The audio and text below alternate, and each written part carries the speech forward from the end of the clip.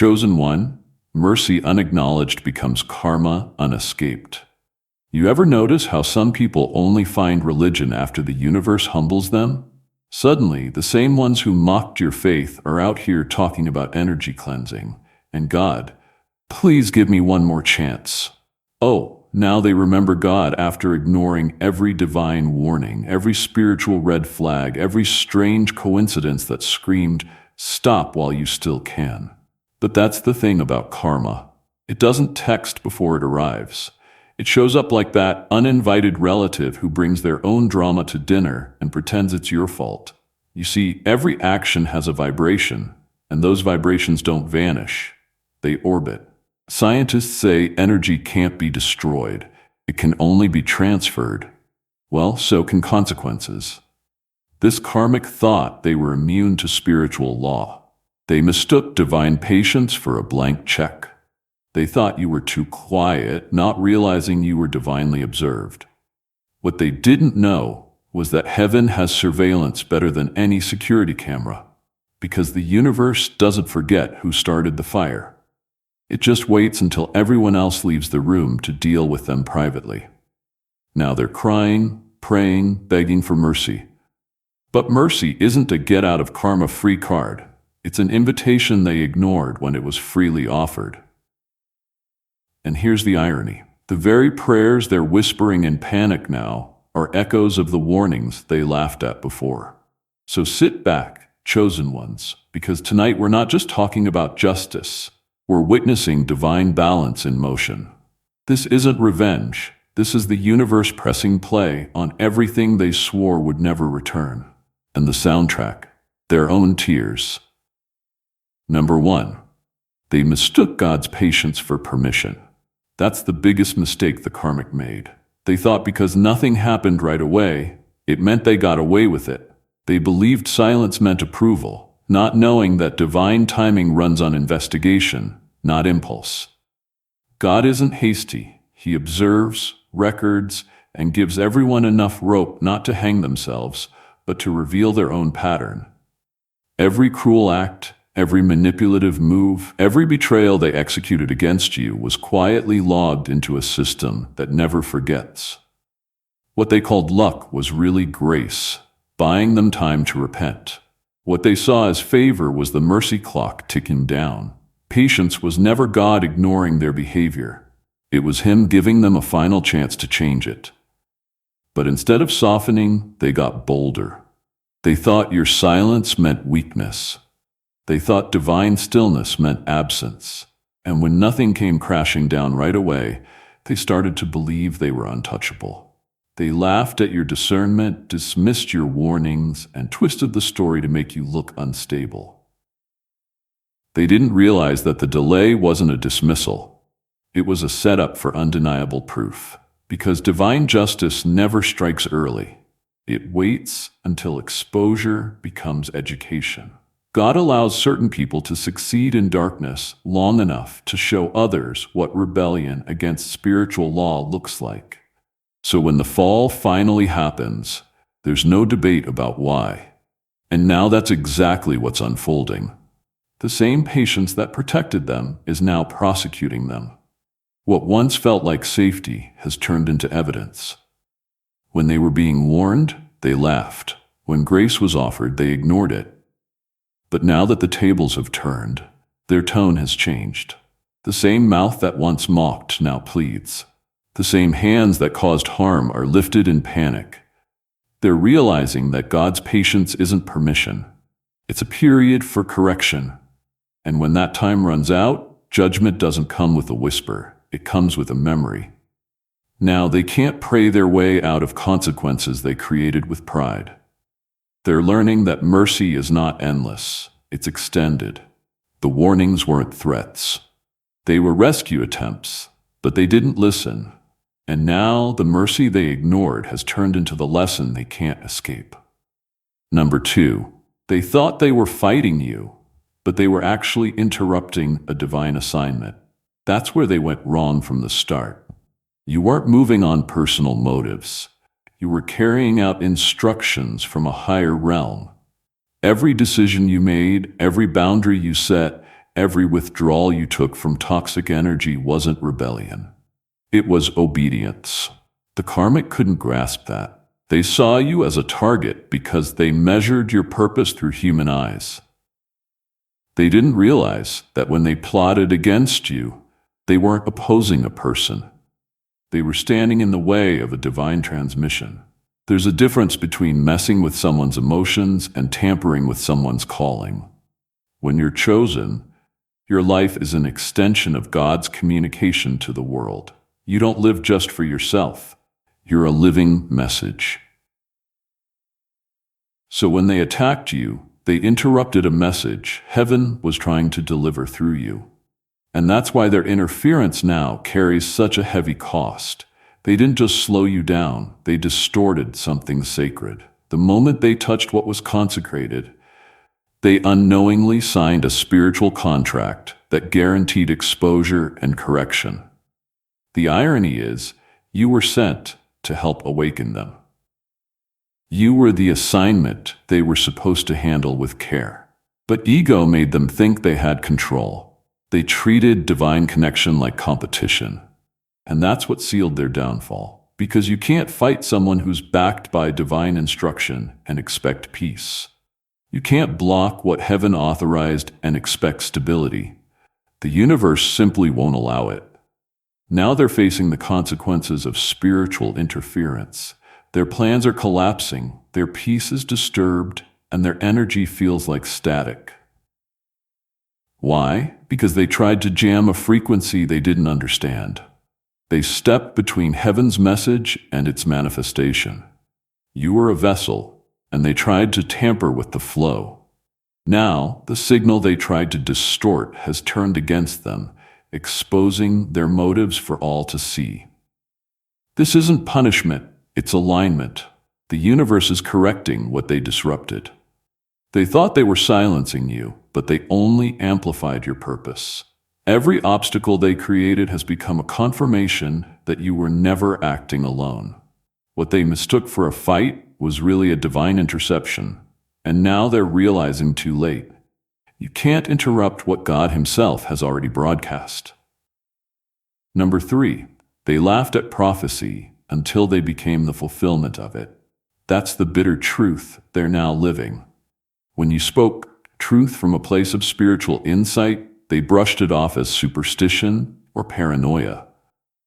They called you dramatic, delusional, or too deep.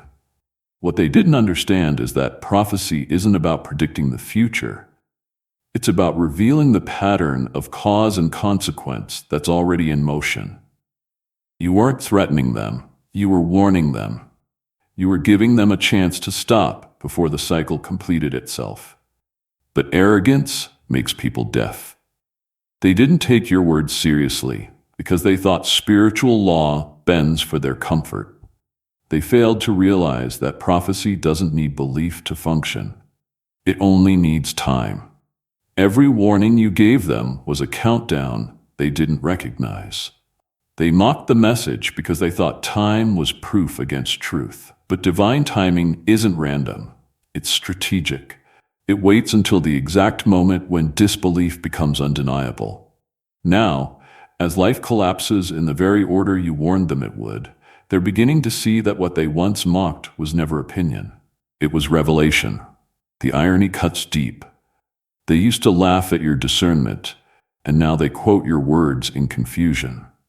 They used to accuse you of being negative, and now their reality mirrors the very energy they claimed didn't exist.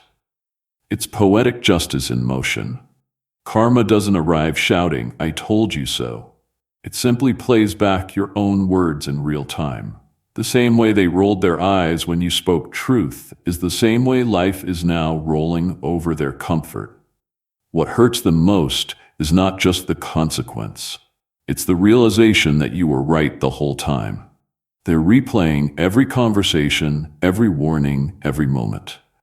They had the chance to listen, but didn't. And now their laughter feels like a curse that boomeranged. They mocked prophecy, but prophecy never needed their validation. It just needed their cooperation, which they refused to give. Now they're living proof that divine words never expire. What they once called superstition has turned into documentation. They thought they were laughing at you, but they were actually laughing at their own future. And now that future has arrived, unforgiving, undeniable, and echoing every warning they failed to take seriously. Number 4, they thought their power was permanent, but it was borrowed. For a while, it looked like they were winning, like every manipulation, every betrayal, every smear campaign had pushed you beneath them. But what they didn't understand is that when your energy fuels someone else's success through deceit or exploitation, it's never truly theirs. It's a temporary illusion. They weren't thriving because they were powerful. They were surviving because the source allowed them to borrow energy that wasn't meant to stay with them. God doesn't immediately cut the supply. He lets people misuse it long enough to expose their intentions. Every blessing they flaunted came from spiritual theft. They siphoned your light through emotional games, lies, gossip, and manipulation. And the only reason it worked for a time was because divine law had not yet called in the loan. But every energy transfer has an expiration date. Eventually, the same force that gave them unearned influence reclaims it. And when that happens, everything they built starts to collapse. You can't sustain elevation with borrowed energy. It fades once truth catches up. That's what's happening now. They mistook divine tolerance for personal talent.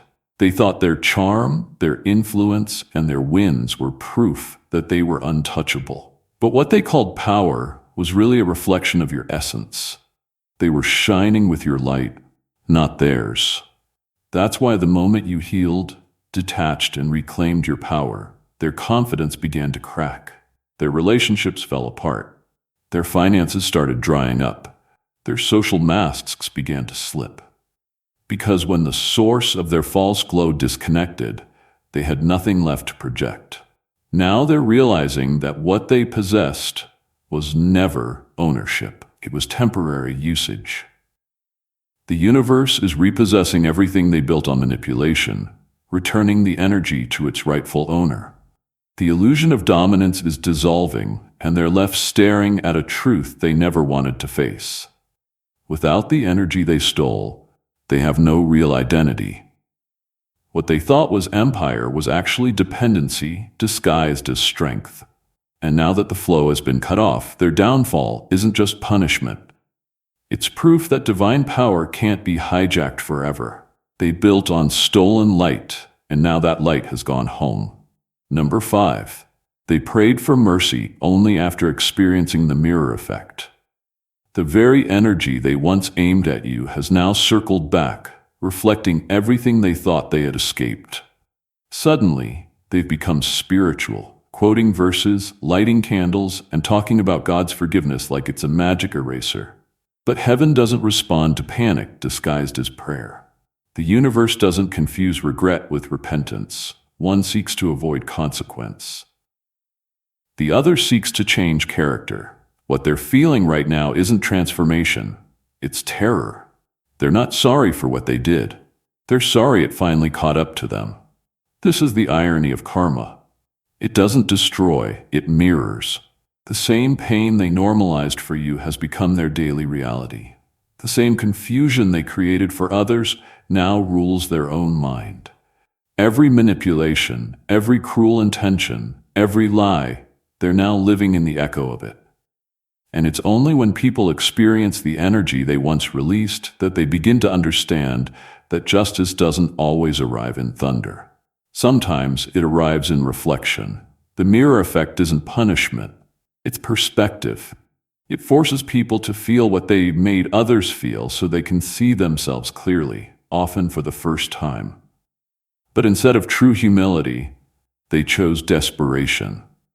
Their prayers aren't conversations with God, they're escape plans.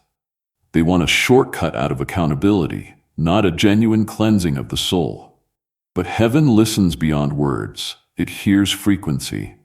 And a guilty conscience vibrates differently from a humbled heart. You can't deceive a realm that reads energy, not emotion. That's why their prayers feel unanswered, because their energy still speaks in the language of manipulation. They're finally realizing that mercy is not automatic. It must be magnetized through sincerity. You can't curse with one mouth and then plead with the same tongue and expect divine sympathy. The mirror doesn't lie, and when you've been living off deception, facing your own reflection becomes unbearable. What they wanted was immunity, not forgiveness. What they need is correction, not comfort. The mirror effect is giving them both. Now they're learning the hard way. You can't play innocent when the universe knows the truth. Their suffering isn't revenge. It's revelation. They're finally being shown what it feels like to live inside the energy they created. Number 6, the same spiritual weapons they used on you became self-activating. Every dark word, every secret ritual, every manipulative intention, they thought it was clever strategy. They didn't realize that energy doesn't just disappear when it fails to land. It returns to its source. You were too protected, too aligned, too spiritually insulated for any of their projections to penetrate. So the energy they released had nowhere else to go but back to the sender. It didn't vanish. It simply circled, waiting for an opening. And when that opening came through their own guilt and arrogance, the vibration latched on to them, creating chaos in the very life they tried to stabilize through control.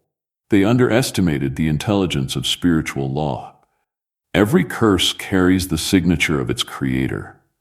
Every lie vibrates with the voice that spoke it. When they sent those energies toward you, they encoded their own spiritual fingerprint into them. So when the energy couldn't find resonance in your field, it recognized its original frequency and returned home. That's the universal rule of resonance. You only attract what you release. Now they're attracting the very turbulence they sent out because the universe doesn't confuse innocence with guilt. It tracks frequency, not emotion. The results are showing. The confusion they once wished upon you is now consuming their clarity. The blockages they tried to create in your path have become obstacles in their own. Their sleep feels haunted, their peace feels foreign, and their success feels temporary. It's not paranoia, it's spiritual law settling the score. They didn't realize that when you attack someone operating under divine order, you're not just challenging a person, you're challenging a system of protection built by Source itself.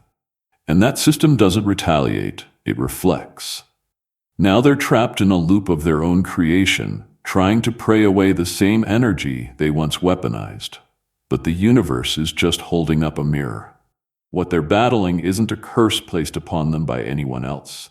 It's the accumulation of their own intentions finally maturing into experience. The echo they hear in their life now is the sound of their own vibration returning home. The weapons didn't fail. They simply completed their circuit. What was meant to destroy you has now become their teacher. Number 7. You were the test they failed in public, but thought they passed in private. They believed their mistreatment of you went unnoticed because you stayed silent. They mistook your peace for defeat and your restraint for surrender. What they didn't realize is that you were never reacting because you weren't being tested. They were. You were the divine instrument used to reveal their true heart. God positioned you as their moral mirror, and how they treated you revealed whether they had evolved or merely learned how to pretend. The sad truth is, they mistook your calmness for incapacity, not realizing that heaven often hides strength in stillness to expose hidden arrogance. Your silence was their exam, and they failed it spectacularly. You didn't need to clap back because their own energy was already writing the scorecard. Every time they gossiped, schemed, or tried to humiliate you publicly, the universe took note. The test was simple. How would they handle power when faced with vulnerability? And they showed exactly what they were made of. They used deceit when they could have chosen decency. They chose pride when humility could have elevated them. They won only in the eyes of spectators.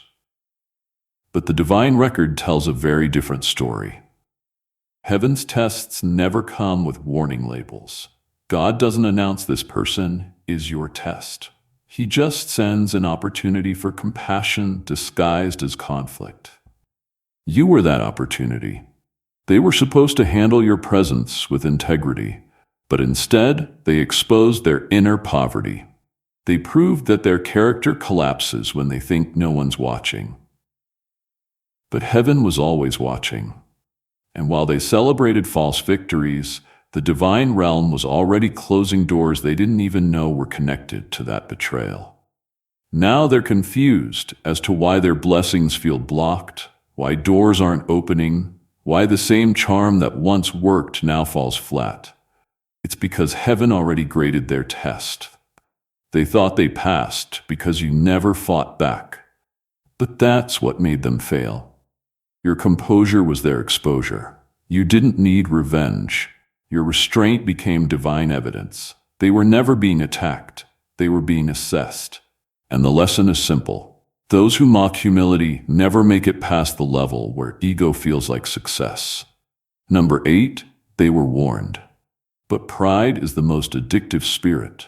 It convinces people they're untouchable, even while standing at the edge of their own downfall. You tried to tell them. You gave them the truth. Not to condemn, but to save them from the pit they were digging with their own ego. But pride doesn't listen. It performs. It always wants to prove a point instead of receiving wisdom. They mistook your discernment for judgment and your warnings for competition. Pride had them believing they were too clever, too anointed, or too powerful to face consequence. They thought spiritual law was something they could manipulate with charm and timing, not realizing that delay is not cancellation. It's grace. Pride is a spiritual drug.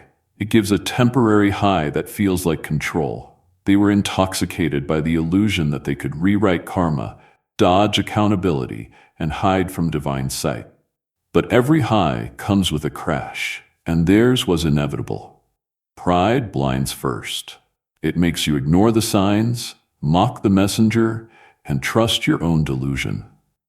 By the time it binds, it's already too late. They are now trapped in the very illusion they called freedom, living inside the consequences they once thought they were immune to. They were given multiple chances to turn around. The warnings came through dreams, through people, through sudden disruptions, but pride made them interpret every alarm as an attack. When you tried to speak truth, they called it negativity. When life started closing in, they called it spiritual warfare. But sometimes what we call warfare is just consequence catching up. Pride kept them from seeing that. It taught them to blame everyone else, even as their own actions tightened the rope around their destiny. Now the same pride that once made them feel powerful has isolated them completely. They're surrounded by silence because no one believes their performance anymore. Not even the universe. The false confidence has cracked. They're finally realizing that ignoring divine warnings doesn't make you wise. It just makes the lesson harder. Pride always promises liberation but delivers captivity. And the cruel part is, it doesn't release you until you admit you were never in control. That's the price they're paying now. The slow realization that freedom without humility is just ego in a prettier costume. Number 9, they're learning that spiritual law doesn't expire. Time might make people forget, but the universe never does. Every word, every thought, every intention carries a frequency that waits patiently for alignment. That's why karma never shows up when we expect it. It shows up when we match it. The karmic thought they had outsmarted consequence because years passed without fallout. They thought moving on, changing cities, switching friends, or starting new relationships could erase the energy they created. But energy doesn't evaporate. It circulates. The vibration of every choice remains in the field until it's reconciled. And now that reconciliation has arrived. Spiritual law doesn't deal in punishment. It deals in balance. Whatever you release must return to you, not out of cruelty, but correction. They're realizing that karma is not some angry force chasing them down. It's divine accounting, making sure every exchange of energy is settled. They thought silence meant exemption, but silence was just grace, giving them a chance to clean up their energy voluntarily. When they refused, the universe had no choice but to deliver the lesson through experience. That's how spiritual law works. It waits until all avoidance strategies have expired. Then it activates through circumstance.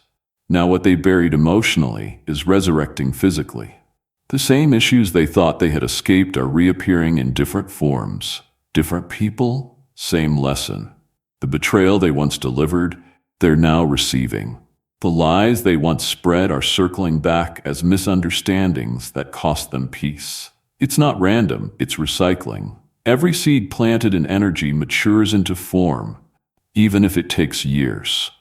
Time doesn't cancel debt, it compounds it. That's why the lesson now feels heavier. It's carrying interest from every warning they ignored. They're starting to see that spiritual law isn't emotional. It's mathematical. It doesn't operate on pity. It operates on precision. The universe doesn't forget what you did just because you stopped thinking about it. What's sown in energy must eventually be lived in experience. And now they're walking through the very field they once planted with arrogance. It's not that God is angry, it's that order must be restored. They're learning too late that spiritual law is eternal. You can outrun people, but you can't outrun vibration.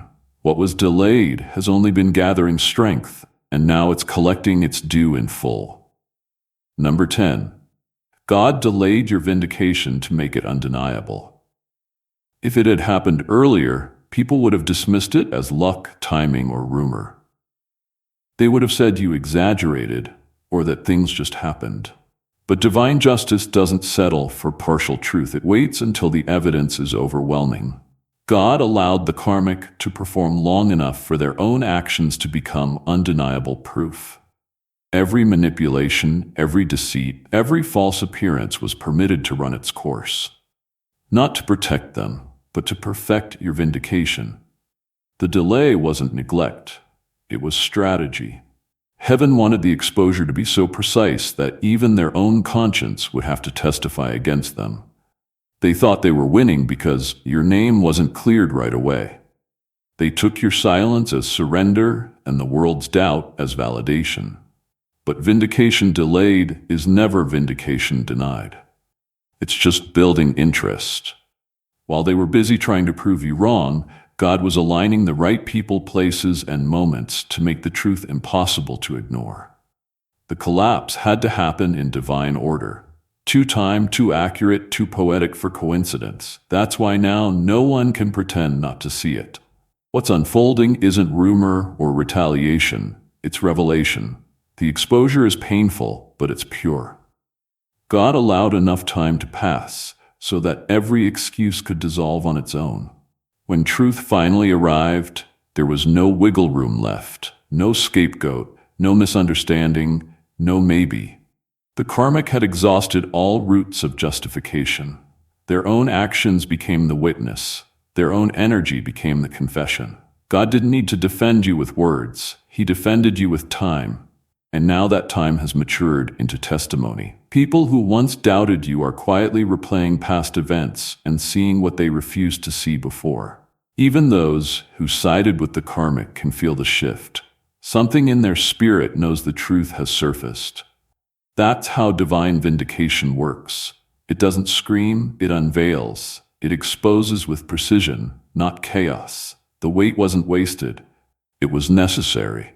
Because when God clears your name, He doesn't do it halfway. He orchestrates it so flawlessly that the truth stands alone, untouchable, undeniable, and echoing with divine authority. Number 11, they wanted control until they tasted accountability.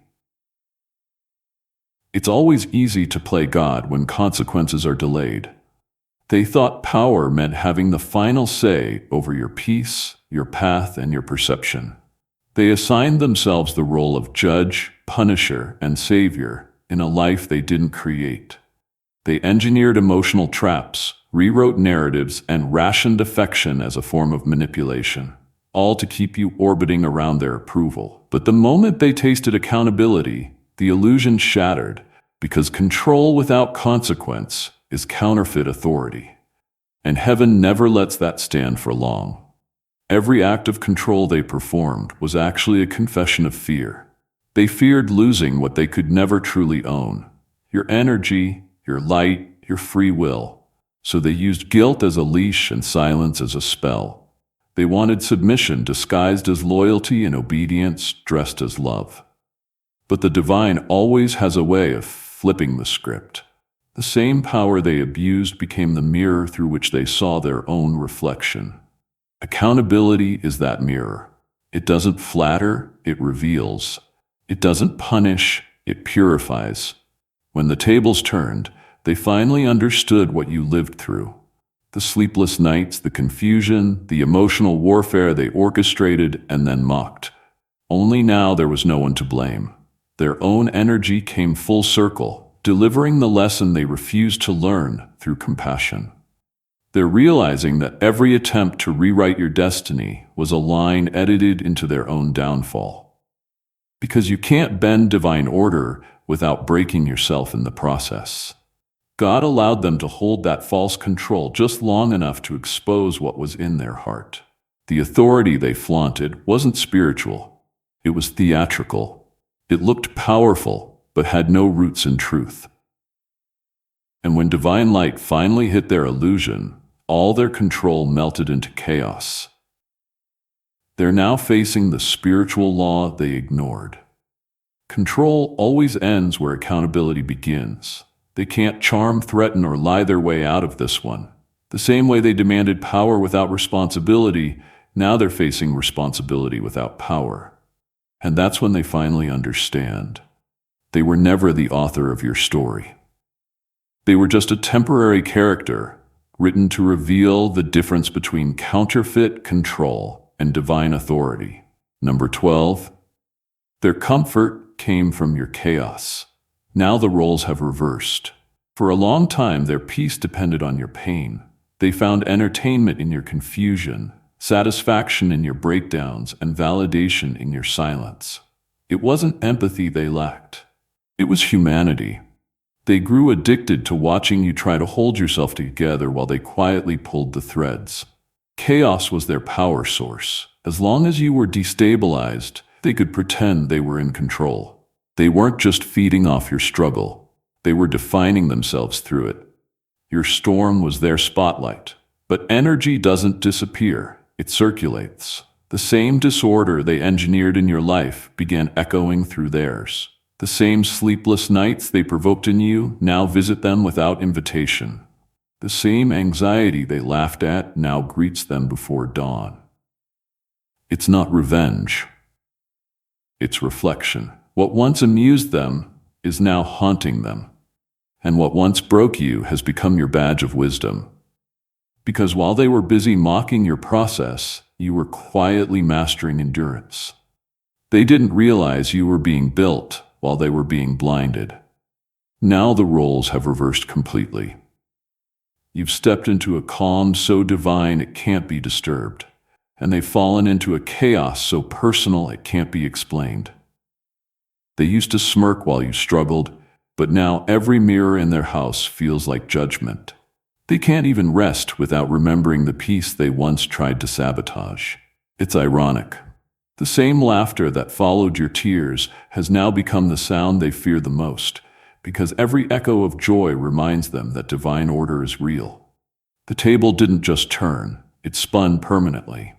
Because when energy realigns, it doesn't reset. It redefines. What they once called winning was just a delay in justice. And now, while you're finally sleeping peacefully, they're wide awake in the world they built with their own words and actions. You don't even need to say a thing. Your restoration has become their revelation. Their comfort was borrowed from your chaos, but now your peace is funded by their lessons.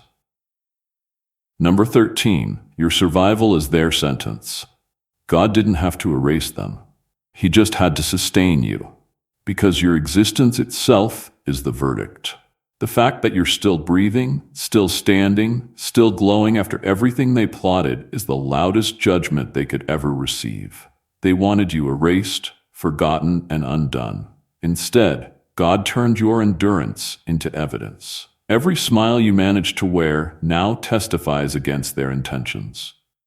Every blessing you walk into becomes another nail in the coffin of their ego. You didn't need revenge. Your survival wrote the final chapter. They thought destruction was the only way to win. But they underestimated divine justice. God never wastes energy proving points through force. He proves them through outcomes. And the outcome here is simple. You made it. They didn't. Not in appearance, but in spirit. They might still walk around, but something inside them collapsed the moment you didn't. Your survival exposed their power as a lie. Because real power doesn't crumble when it's resisted. It expands. What they called defeat in you was actually divine incubation. While they were celebrating your supposed downfall, heaven was fine-tuning your rise. Now their conscience has become their courtroom. Every time they see your progress, they're reminded of what they did and who they became doing it. You don't even have to speak. Your peace is the prosecutor. Your restoration is the sentence being served. They're realizing that the true consequence of evil isn't always loss. It's watching the person you tried to destroy become untouchable. That's the slow burn of divine justice. It doesn't just end your enemies, it educates them through your survival. God didn't need lightning bolts or thunder to balance the scales.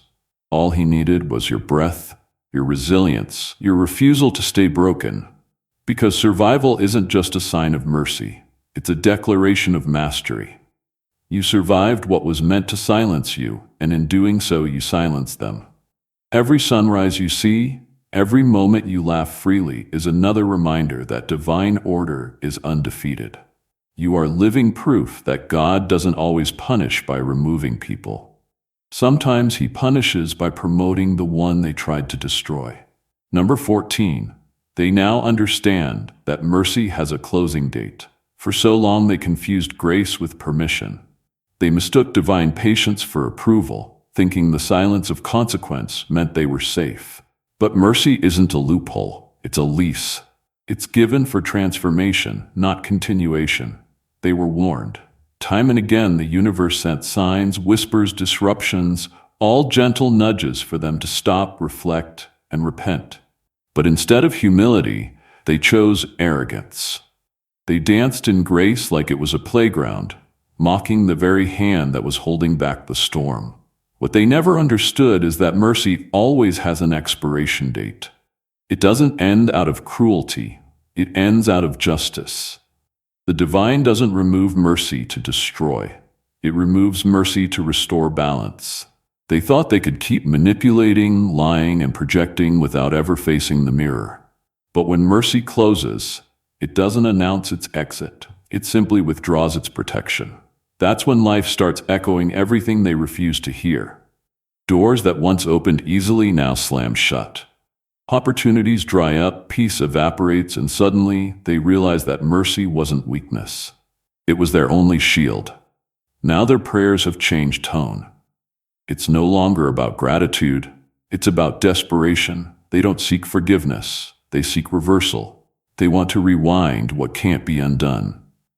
But divine law doesn't bend for regret. It moves by alignment. The universe can feel the difference between genuine repentance and panic. And right now, what they're offering isn't remorse. It's fear of consequence. But the same warnings they ignored were never meant to scare them. They were meant to save them. They're learning the hardest truth of all. Grace is generous, but it's not gullible. You can't exploit heaven's mercy and expect earth's peace. Every delay in judgment was a chance to change, not a free pass to continue. And now that mercy has expired, the only thing left is the echo of their own decisions. They mocked the clock, thinking time was on their side. But the divine clock never stops ticking. It just ticks softly until the hour of accountability arrives. And when it does, there are no extensions, no excuses, and no negotiations. only realization. Amen.